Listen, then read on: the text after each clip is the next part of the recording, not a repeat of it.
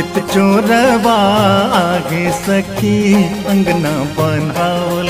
चित चोरवा हे सखी अंगना बनावल। मनमोहना आगे सखी अंगना बनावल। मनमोहना हे सखी अंगना बनावल। मान गुमान अभिमान बिसरावल सखी है। मान गुमान अभिमान बिसरावल। चित चोरवा हे सखी अंगना बनावल। मनमोहना हे सखी अंगना बनावल।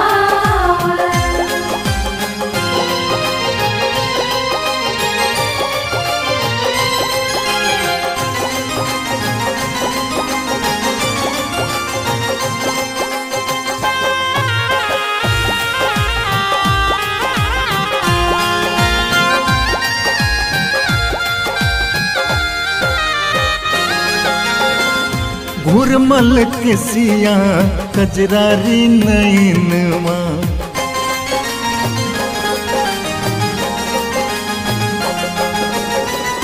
घुरमल के सिया कजरारी नैनवा।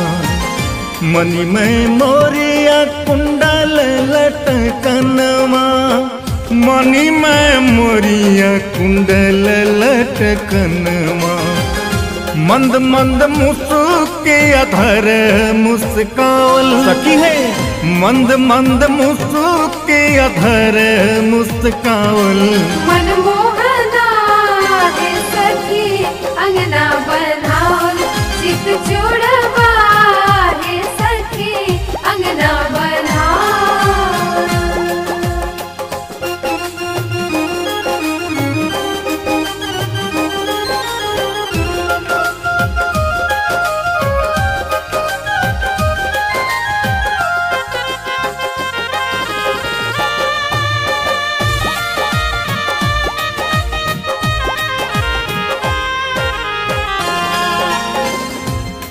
चघिताग पातर स्नेह दिगुनिया।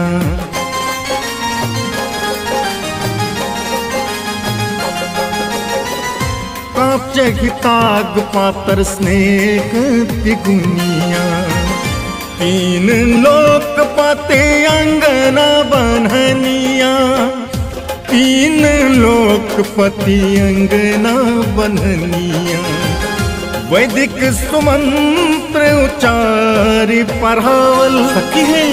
वैदिक सुमंत्र उच्चारी पढ़ावल। चित चोरवा हे सखी अंगना बनावल।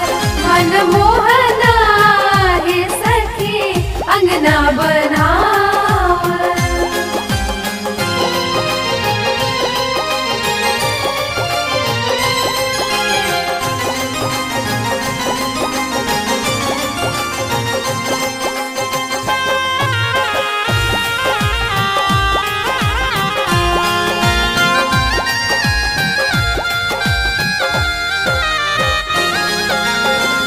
भेल उठंगर सखी मंगल गावती।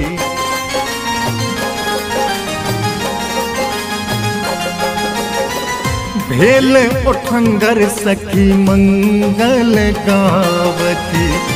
आठ चोट चोरवानी छुरी निकालती। आठ चोट चोरवानी छुरी निकालती। अक्षत वर कर कंगना बनावल सखी है। अक्षत वर कर कंगना बनावल। चित चोरवा हे सखी अंगना बनावल।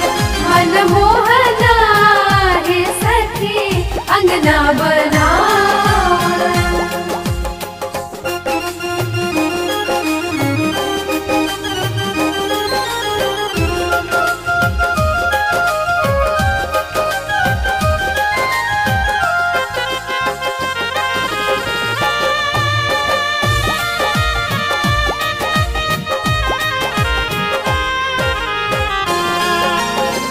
सेवक स्नेहिया आंगन सुदीनमा।